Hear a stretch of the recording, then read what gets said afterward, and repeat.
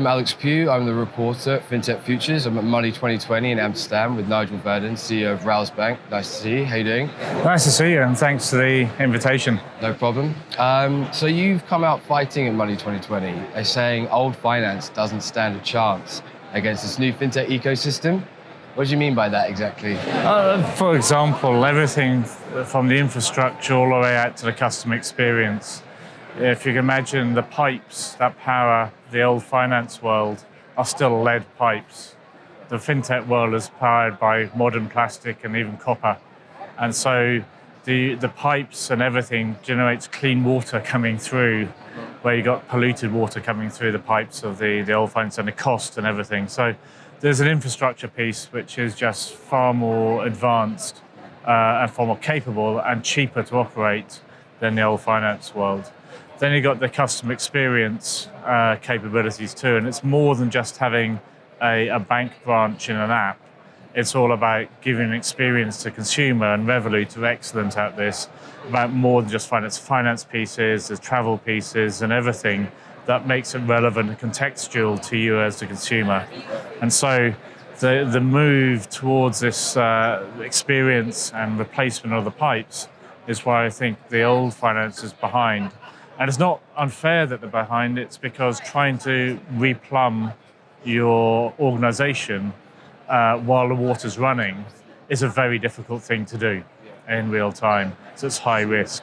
So there's a transition period that the industry will restructure over the next 5-10 years of each part of the industry, the fintech world and the old finance world will actually come back together again. The same way that the music industry, when the iTunes was introduced, record labels ruled everything. With iTunes, digitization of single track, Spotify, SoundCloud and everything, the labels are still there, but the role is different, and they're all in a happy medium again. So we're just going through a period of change. Well, in the music industry, we had to have piracy first, and then they caught up. So do you think fintech is a bit like the piracy of the music industry? Has it got a similar sort of gung-ho vibe? It's got a gung-ho vibe, but a gung-ho vibe that knows how to sail safe is the best way to describe it. I like the analogy of the pipes, because of course lead pipes is what brought down the Roman Empire, right? So. Oh, I didn't know that. Okay. So how has embedded finance evolved over the course of the pandemic and into what we're in now, the new normal? In what ways is Railsbank capitalising on this sea change? Sure. What we've observed is finance is now embedded in many customer experiences that aren't thought of as finance. When you get out the cab in Uber, you just get out and go. Finance happens in the background. Beforehand, it was had to worry about, did I take credit, debit cards, did you have cash, did you have change, and all that type of thing. So it's stressful. So we see customer experiences, finance sits behind them. And an example was a colleague of mine, Michael Jackson, used to be the COO of Skype and was on the board of Volvo. He was behind Volvo becoming a subscription car as opposed to a capital purchase. So we went to the airport in a subscription car, that paid for the tolls and the motorway. The airport, we'd pre-ordered our Starbucks, which we then picked up and go, and our Uber at the end was done behind. So we didn't touch our wallet ever. We just touched the app that's relevant to what we were doing. And the pandemic has accelerated that need to put finance in existing customer experiences, because that is how we interact in a digital world through our apps. So that, was it Volkswagen you said? No, Volvo. Volvo, yeah. So it's almost like car as a service. Is that a new category almost? It is almost a new category, and I think Tesla really started it. And I think Volvo were very brave in starting it because their demographic isn't really sort of a cutting-edge people. But because of the pandemic, there's been a shift in consumer behavior, and therefore the Volvo consumer was actually what they call a new subscriber.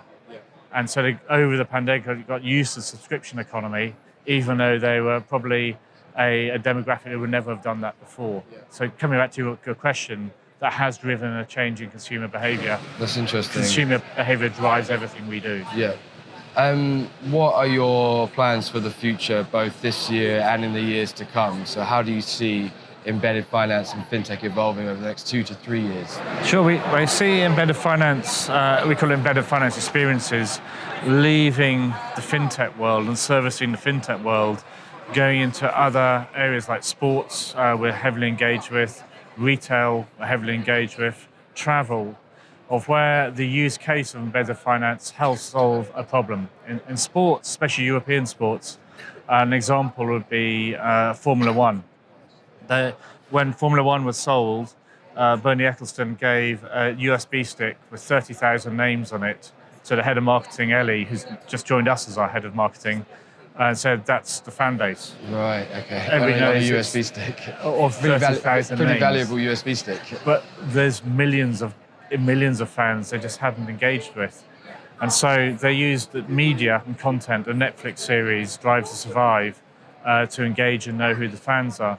So we see embedded finance as another way of having rewards and loyalty from, say, Manchester United on a card and a wallet, be able to spend with offers or their sponsors and give you match day advantages, driving and engaging the consumer. So they, instead of knowing perhaps 200, 300,000 of their fans by name, they suddenly get engaged with the 1.1 billion fans that follow them. And then you could see how subscription takes match day and season tickets to the digital season ticket with content for the subscriber that's specific from Manchester United, premium content as well. So all that is driven by embedded finance. So you're just getting started. It is only just getting started, absolutely. Are there any new or exciting products that you're working on or that you think that you're planning on working on or planning to release in the near future? Sure, we've literally today we announced our rewards as a service product, and the reason we launched that is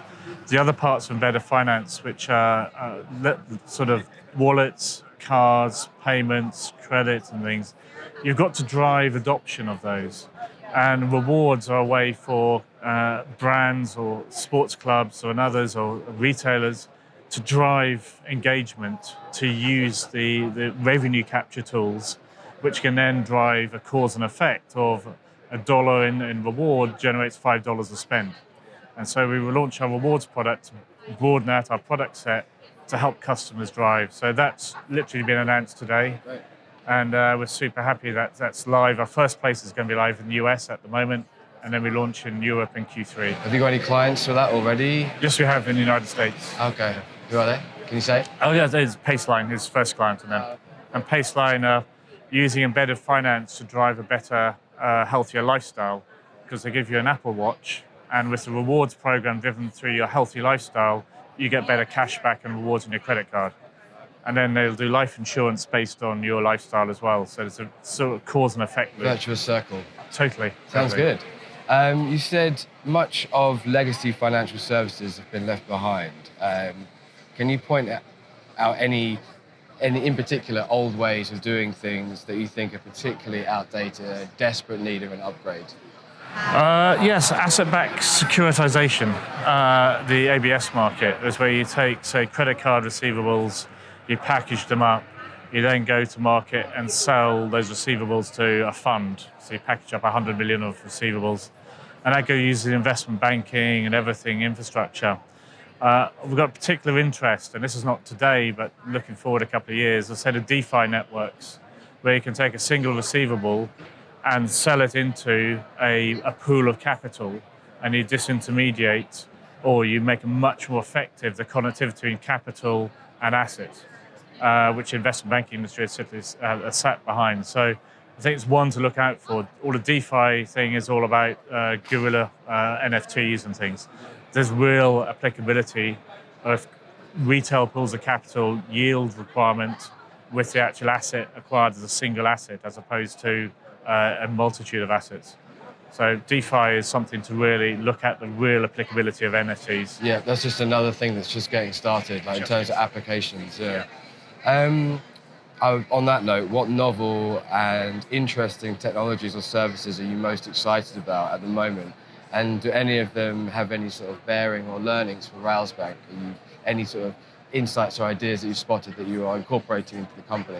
Sure, the DeFi networks. That's the exciting. We're figuring out how mature they are, how safe the pools of capital are, and how that would integrate to our business model and our customers' business model. And so it's almost like a democratization of access to somebody spending on a credit card. You democratize that supply chain. So we're figuring out how does that fit in our capital flows, our risk management, and everything. And it's not like today we can run experiments, but 2 years' time, I think it's going to be a way that totally democratizes the investment banking world and rips out a ton of cost. And the people who benefit are the pools of capital and the consumer spending. So it lowers interest rates and the highs up yields. Great. That's it for me. Thanks a lot, Nigel. Yeah, thank you for your time. Pleasure meeting. You too. Cheers.